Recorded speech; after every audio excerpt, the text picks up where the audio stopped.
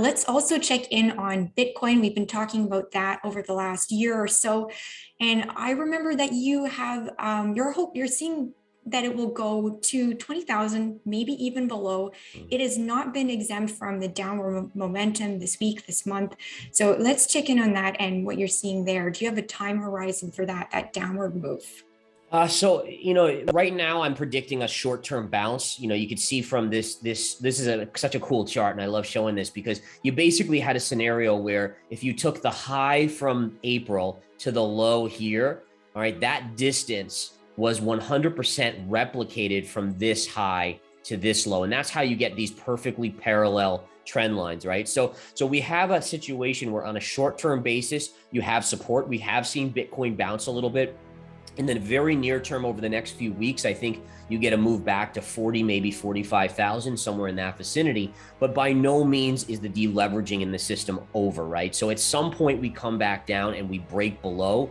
When we do break below this, then I do think you break below 30,000 and you actually can easily go back to 20 or even sub 20,000. And so you have to look back and say, okay, in 2013, when it made its high, it dropped 80%. In 2017, it dropped 80%.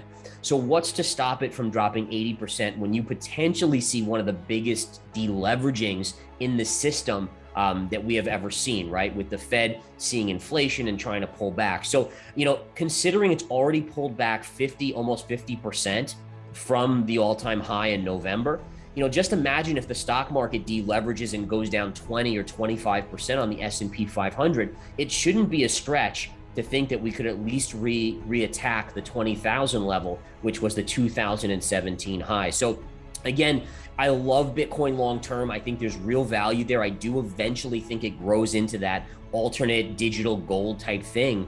But at this time, it was a lot of fluff. It's got a lot of spec money in it, and it has to continue to deleverage. So I do think, there is more downside after a near-term bounce here.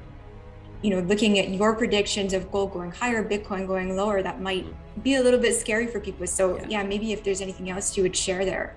Yeah, so I think you have to think about Bitcoin and digital currencies as a new technology, right? So you have the blockchain. I liken it, and I've said this before, like think about the dot-coms. For those of you that are a little older watching this and you lived through the dot-coms, the dot-coms it was a brand new technology coming to the masses, right? I mean, I still remember it vividly. It was my very early investing career, and you could finally get online. You could go to websites. I mean, it was, dial up. It took you like 3 minutes to get online, but it was going to change the world. So again, 5-10 years from now, I think it starts to mature into a asset that is something that's more stable, that institutions want to hold or corporations want to hold on their balance sheet to diversify from dollars.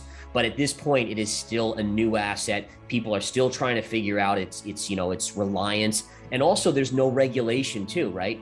And you have to get that regulation in to kind of coax in more investors, right? If you're 65, 70 years old, and there are some of those people that are investing in digital assets, for the most part, they're not. And I don't blame them. It's scary.